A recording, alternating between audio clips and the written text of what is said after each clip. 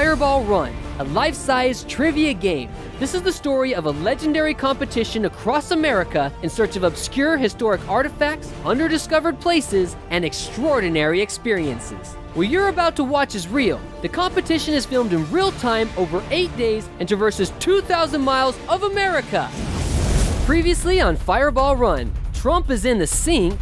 Well, the Trump truck, they dropped him out of the game. Unfortunately, I lost my incredible crew. Doc Harmony is on the brink. The ends. Second turn, guys. Are you kidding? Go by the navigation that Theo had. Look, it's a difference of this and that.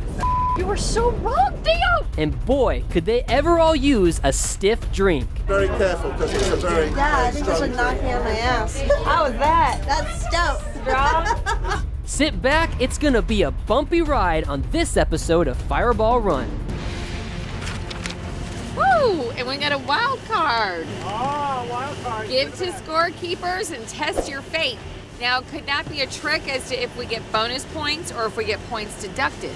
Trump is getting no points today. What he just got is that's it. He's done. So you're saying worst won case we stay at number 2 like last year? I just want to know my odds in this wild game. Usually there's no It's odds. not a hedge fund. It's Maximum win is it's a this. wild card in a game, my friend. I thought that's what we were. We were the wild team. Now all of a sudden, like, No, I want to win like the scientists. If we calculate the odds, or win by 80 points, we don't do the division. come on, wild. Yankee Magazine deemed the spot a glass-enclosed love nest. Track down the lighthouse and share a romantic moment with your team. Harmony's gonna lay across our arms and hold roses. Okay. That's our idea of a romantic shot. We usually don't have those type of moments. We're not usually. We never have those type of moments. We never ever do this. So it's 1:53 until 3:27. Right. And we're gonna be there at 2:40. Option 211. 2:11. Sorry. Oh, Wow, that's even better. Was the Garmin correct? Oh, the Garmin was No, correct. no. Oh. You stay giving me some bad intel too, man. You know that? You get me in the vicinity. That is BS, man. Bro, I've never seen somebody get you in the vicinity as cold as you. But after that, it is pure luck on our end. You lead me to the vicinity, I'll do the rest, brother. Welcome to the Lighthouse Preservation Society's Newburyport Lighthouse. Not down there, up here. Hi, I'm Jay Hyland with the Lighthouse Preservation Society. I'm your host today, and I'm welcoming you to the Newburyport Rear Range Light. This is one of the few remaining range lights that are left in the United States. And the Lighthouse Preservation Society maintained these for the last 30 years. Plus, we've contributed to other lighthouses in the region. The lighthouse has been adaptively reused to create a little restaurant nook, if you will, a place with a room with a view. And it's been very popular for romantic rendezvous and dinners with catered food coming from several restaurants here in Newburyport. It's been especially famous as a place to propose up here. So we've had a lot of marriages get started up here, and we've had a lot of anniversaries and birthdays as well. But we're booked throughout the year, 7 days a week, and it has really become one of the most amazing romantic locations for a meal in the United States. Today, the fireballers are going to climb the steps of this lighthouse, 5 stories, climb the ladder, and enter into this romantic dining room. There, they're supposed to take a picture of their team together experiencing a romantic moment. Super cool. Look at this. Woo! You can't be on these missions like this, man. Breathing all hard like that, man. You supposed to FaceTime your girl. You got it. Oh, there you go. Hey, beautiful, how you doing? So I gotta take this picture. It has to be romantic. Really? But this is what I'm sitting with.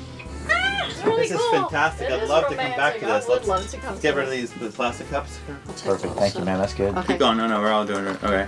There you go. Come on. He did great. Yeah. Gabe, you gotta look in the camera, man, and quit being funny.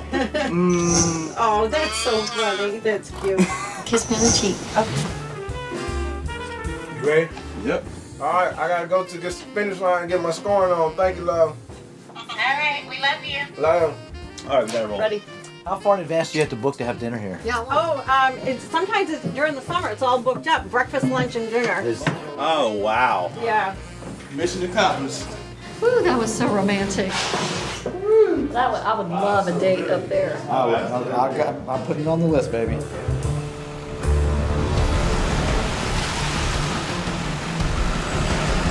had an amazing time at Fireball Run.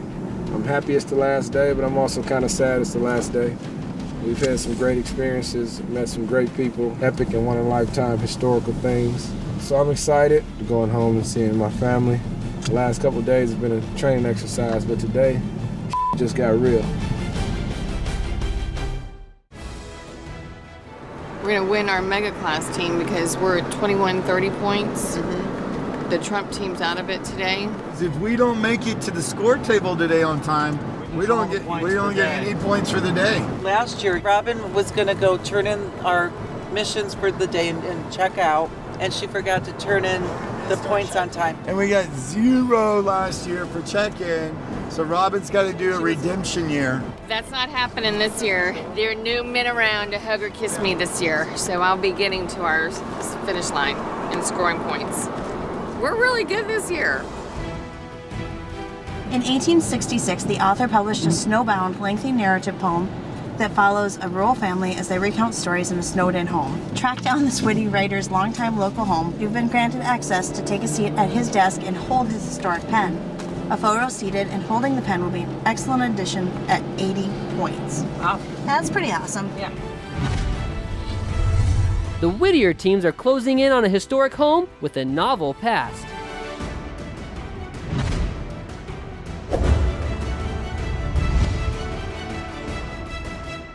Hello, my name is Christina Bryant. I'm the president of the Whittier Home Association. We are standing in the home of John Greenleaf Whittier. This is the Whittier Home and Museum, and it is the home where John Greenleaf Whittier lived most of his adult life, from 1836 until 1892. John Greenleaf Whittier was a famous abolitionist, journalist, popular poet, Quaker social activist, and essayist. He was known as the Quaker poet. John Greenleaf Whittier lived in Amesbury for his adult life, where he produced most of his works, including the famous poem, Snowbound. We are standing in front of the desk where John Greenleaf Whittier wrote Snowbound, his most famous and epic poem. After the Civil War ended, Whittier went back to his childhood memories, a time that was revered in the minds of war-weary Americans, to write this epic poem. After the poem was published in 1866, it earned him $10,000, and Whittier, who had never been a rich man, was comfortably well off for the rest of his life. $10,000 back then is worth $285,000 now. The inkwell and pen on the desk belonged to Whittier. They were used to write his most famous poem, Snowbound. Until very recently, these artifacts were in the state exhibit in a glassed-in display case at the State House in Boston. Visitors to the museum are never allowed to hold the artifacts, but today, the Fireballers will be offered the rare opportunity to hold the pen and sit in a chair at the desk where Whittier wrote Snowbound. Hello, the Amesbury home of John Greenleaf Whittier. And if you just follow me. Great. And this is the desk where Whittier wrote Snowbound. Wow. So one of the two of you can have a seat, don a pair of white gloves. It looks so delicate. Just pick it up? Yeah, pick it up, smile for the camera. Oh my gosh. And you'll have your picture taken. And there's your 80 points. Oh wow. That's really cool. Thank you so much. You're welcome so much. It's so light. We're glad you came. Above the mantel to my left is one of the many depictions of Whittier located throughout the home and museum. Fireballers, I really hope you've enjoyed your visit to the Whittier Home and Museum, and I hope we'll see you again soon. Our rivalry with Team Big Country is on the social media. We're going to check the popular vote, which we have been, our lead slipped away. Marcus just started reaching out to his 80,000 Facebook followers, said, hey guys, are you going to start voting? The astronaut team is at 707 votes. What? I know. We are at 634. We drove by him a little while ago, and I was going to put up a sign saying, stop voting for yourselves. It's embarrassing. Unless we can come up with 63 more votes and make sure they don't get any more, we might be out of luck. Organizations like the Gene Geiger Crisis Center in Massachusetts are making a daily difference in the lives of children and families. The charity is the Crisis Center, which It's a charity for children that are displaced by domestic violence. I need 3 winter coats. They can be basic winter coats for ages anywhere between 2 and 15. Well, I went to Walmart. Good. So, were you able to find everything? Yeah, I got 4 coats and underpants inside. So I just come right in and go to customer service? You guys rock. Oh my God, thank you. Ciao. You're the bomb, baby. You know what? I'm really glad we got you along because, you know, our navigator up front here, he can't even touch the buttons on the GPS correctly. Let alone find a target just off the highway just so you where know, we can get our I've points. saved us plenty and of he always time, talks over me and when all I'm you're talking doing because he is has no yelling. respect for me You at yell, all. You yell when you get insecure. I get it.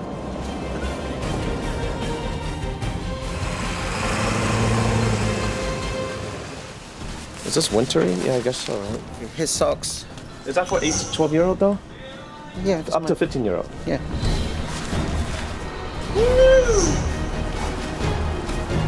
Among the chaos, fireballers are still some of the most philanthropic folks anywhere. So we've got charity. No, right. Are you sure? Kevin, I don't know what to tell you. Just do what I'm Dude, you know, I don't know that you got I said what right. down. Of course I do. But I wouldn't give you directions.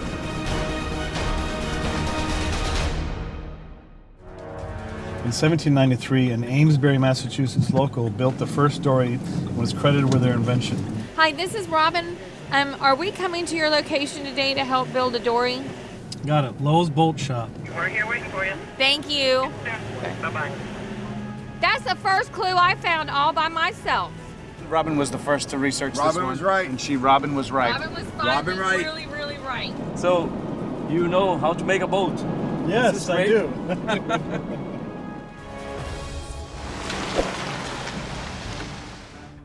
Welcome to Lowell's Boat Shop, the oldest boat shop in America. They've been hand building skiffs and dories since 1793, and today they're sharing their amazing craft with the fireballers. Hi, I'm Jeff Lane. I'm a boat builder here at Lowell's Boat Shop in Amesbury, Massachusetts. Lowell's Boat Shop was founded in 1793 when they began building boats here on this spot on the banks of the Merrimack River. In the 1860s, the shop building was built and they began mass producing dories, primarily Banks dories, for the fishing industry. This is a Banks dory. In 1911, at the height of production, over 2,000 dories like this were built here at Lowell's Boat Shop. 7 generations of the Lowell's family owned and operated the shop, and today we're still building boats using the same tools and techniques, and we're now a National Historic Landmark. Here's an example of one of the boats we build today. Today we mostly build for recreation rather than for the commercial fishing industry. This is a sailing surf dory. It's still built with the same materials and tools and techniques that were used for over 200 years. In front of me are 2 model Banks dories. When the fireballers arrive, they will help assemble one of these models, as well as learn some of the history of the boat building industry. We're looking forward to building a boat. Well, welcome to Lowell's Boat Shop. We're going to have you come right over here to the workstation. Great. It's a 1/5 scale model of the dories that we use out on the river that we're famous for. So what we're going to do, we're going to do a little painting. You want to have it look like this? Paint the bottom of the boat for us? That would be awesome. I paint furniture and I paint canvases. You are used to painting wood. Yeah. And that white lead paint would form sort of a pinkish color with the bricks. Okay. Fast? Yes, go fast. Fast as you like. Just make sure we get good coverage. Obviously, the wood expands when you put it in the water. Wood expands when it gets in the water, yep. Can you bring it in and out of the water, or you have to keep it in the water? You so it doesn't... can, yeah. These boats would be on a deck of a fishing schooner and then thrown over the side when they got to the fishing grounds. It's therapeutic. Oh, I got a piece of hair in there. Some forms of boats like this, with the lap construction, you have the planks that overlap one another. Yeah. You can throw them in and out, and it's not such a big deal. Okay. Yeah, that was the fastest paint job I ever did. A great mentor. Oh, well, I think I did a really good job. You sure did. You sure did. You even tipped it. Thank you nice very much. job. Appreciate it. Thank you. Okay, thank you. 3, 2, 1. Thank you. Thank you so much. Nice to meet you, Jeff. Yeah. Take care. I think it's incredible. I love the smell, the history, the oldest boat. It's awesome. I love it. Fireballers, thanks for visiting Lowell's Boat Shop on the banks of the Merrimack River in Amesbury, Massachusetts. Okay, let's go. did a great job painting the bottom of that I boat. know, thanks. she rocked that. They said paint and I said Jackie. For my first time in the Fireball Run, honestly, listening to these guys tell their stories, I mean, you truly don't identify with what these moments are. They would describe it to me, they would try, and I would hear little snippets, but that's about it. Each year, it's a different experience. You really can't compare one year to the previous year. You really have to participate in it and be a part of it and to really understand the true meaning of it. You really can't describe it to anybody. Yeah, and you go home, you kind of feel kind of out of place, out of your element, hanging around cool people. You know, kind of depressed to go home. William says Merrimack Hat, if you have that mission, is 9 Water Street, Amesbury, Mass. It's right by finish line. We don't have that, correct? Yes, we do. We do. Marcus, we were supposed to do this mission like weeks before Fireball started. To complete the challenge, your team will help make a historical contribution. Double the inventory inside the smallest hat museum in the world. All right, I'm gonna call Pam and see if we can get that hat. You have to have your hat, that purple hat. Is it in the RV or is it here? The RV. Are you messing with me? You knew this whole time everybody's gonna get a mission with the hat. What if my parents don't make it? Well, maybe we should just turn around and go get the hat so we know we have it. Meet the Macy's, I don't know how many that there are, and take a photo to conclude the mission. Teams are now charging to Macy's. Nope, not that one, this one. Can this mission mean savings, or will it leave them a nickel short? Good morrow, friends. My good wife Sarah and I being Thomas Macy, welcome you to our home. You've arrived in the year of our Lord 1654 in the hamlet of Salisbury in Massachusetts Bay Colony. We here tell the name of our settlement shall be changed to Amesbury some day hence. My family were clothiers. I can only hope that some of my ancestors stay in this honorable profession, and that the name Macy someday might be known for fine clothes. That possibly my third great-grandson, his name being Rowland Hussey Macy, shall start an enterprise named after our family and will do rather well. The Macy Colby House is one of the oldest houses in Amesbury, Massachusetts. The goal of the Friends of the Macy Colby House Association is to provide for the preservation and presentation of this early American home. The association strives to be its stewards for future generations and to foster an appreciation for local history. Today, when the Fireball participants arrive at the Macy Colby House, they'll be able to meet with my wife and I here at this lovely historic location. Just get another one. Okay, that's Yeah? it. Okay, great. Okay. Double check it. Congratulations again. All right, congratulations. Enjoy the rest of the journey. on. Ah. I've heard that before. On behalf of my husband Thomas and myself, I'd like to thank the Fireball Run participants for visiting us here at the Macy Colby House. We went to see the Macy family, which was originally owned by Thomas Macy, who is now known to have found the Macy's department stores. So that was part of the Macy family descendants that were there to greet us to check out his home. The hat is in the RV with my mom, and she's 45 minutes away. She's gonna try to make it. And this is the last mission of the entire Fireball Run. If they can meet us at the Hat Museum. If they can meet us there in 45 minutes, then do it. And then from there, they're done. Because there's bad. And that's the last mission of That's the whole that you have to do. That's it. You have to get there before 4 o'clock. If it's only 45 minutes, we're really good. Oh, no. The parade's at 4 o'clock. No, they pushed back all the missions. Everything got pushed back due to all the traffic. 30 so minutes. It's a half, 30 minutes.